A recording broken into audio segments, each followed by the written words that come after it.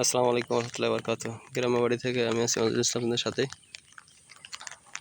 আজকে দুঃখের সাথে জানাচ্ছি যে আমাদের বাগানের অবস্থা খুবই খারাপ। কারণ দেখতে পাচ্ছেন যে বৃষ্টিতে প্রায় 1-1.5 বিঘিত পানি উঠে গেছে, ঠেল পানি উঠে গেছে মাঠে, সারা মাঠে পানি 48 ঘন্টা ডুবে আছে। এই অবস্থায় গাছের অবস্থা খুবই খারাপ। গাছে খাবার নিতে পারছে না, ওদিকে কারণ ডোগের মাথা সবই চিকন হয়ে গেছে, যত গাছ বাড়ছিল সব চিকন হয়ে গেছে। এখন এই গাছ বাঁচবে কিনা এটা অবশ্য, সব শিকড় হয়তো নষ্ট হয়ে যাবে। এখন আল্লাহর কাছে দোয়া ছাড়া আর কিছু নাই যে আল্লাহ সুবহানাহু ওয়া তাআলা যদি মুখের দিকে তাকান তাহলে গাছগুলো বাঁচবে, না হলে একটা গাছের বাঁচার সম্ভাবনা নেই। কারণ পানি উঠলে উলাপ হয়ে গেলে গাছ বাঁচবে না, যেহেতু চারা গাছ, গাছের বয়সও বেশি না, শিকড়ও কিছু কম ছাড়ছে। বড় গাছে অসুবিধা না হলে ছোট গাছগুলো খুবই সমস্যা। আর এই জায়গায় প্রায়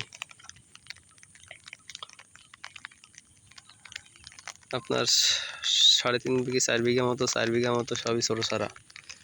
আর এই চারা নষ্ট হয়ে গেলে এখানে যে ইনভেস্ট লাখ লাখ টাকা নষ্ট হয়ে যাওয়া।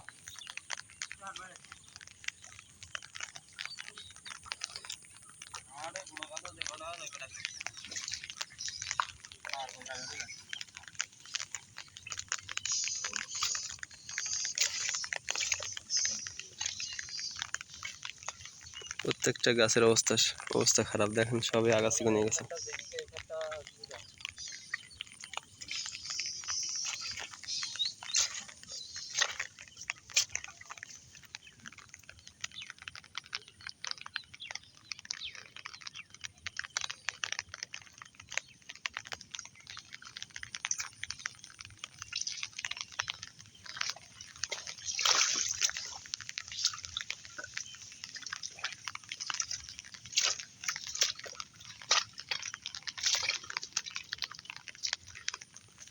এই পানি সত্যি মিনিমাম নিচে পানি না টানে 10-15 দিন সময় লাগবে।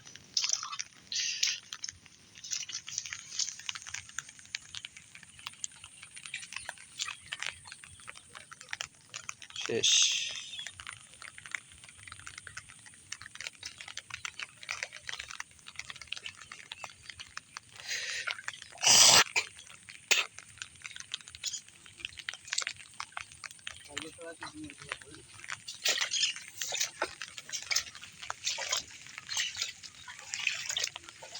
এই খণ্ডটা টিকলেও টিকতে পারে, আর নিচের খণ্ডে আশা করা যায় না।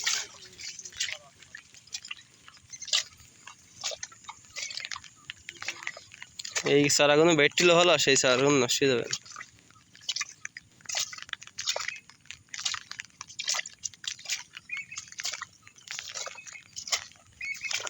4 বিঘি বাগানই সব হলো চারা গাছ।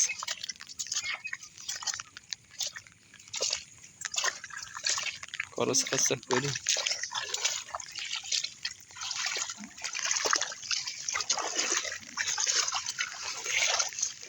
কি পরিমাণ পানি, কোনো কিছু বলার ভাষা নেই। দেখেন কতটুকু পানি, গাম্বুট প্রায় মুঠ হাত পানি উঠে গেছে। গাছের গোড়ায় 1 বিঘিটের বেশি পানি, ড্রেনে মুঠ হাত পানি। এই পানি যদি থাকে তাহলে গাছ বাঁচানো সম্ভব? বলুন। আর যদি কারো কোনো পরামর্শ থাকে যে কি উপায় পাওয়া যায় তাহলে আমাদের একটু বলবেন।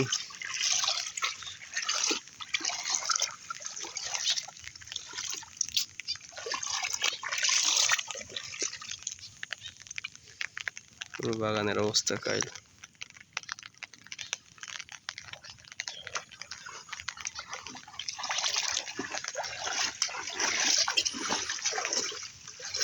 কিছু নিয়ে আসতে যাচ্ছি।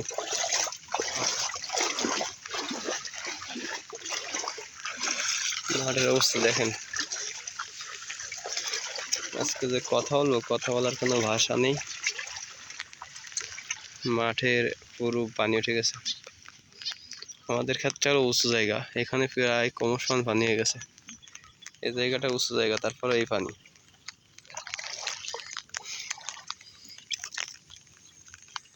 বিষয়টা হচ্ছে যে এক সাইডে খাল আছে, সেই খালটা খনন করাই ছিল, সে সময় পানি যাওয়া আসা করতেছিল, কিন্তু পরবর্তীতে কিছু প্রভাবশালী লোক সেগুলো বন্ধ করে দিয়ে এই অবস্থা করছে। এই জন্য আজকে মানুষের ভোগান্তি, কান্না ছাড়া কোনো উপায় নাই। যে অবস্থা বাগানের,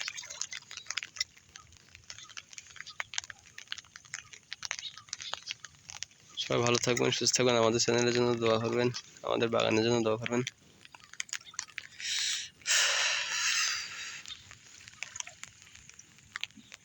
আসসালামু আলাইকুম রহমতুল্লাহি ওয়া বারাকাতুহু।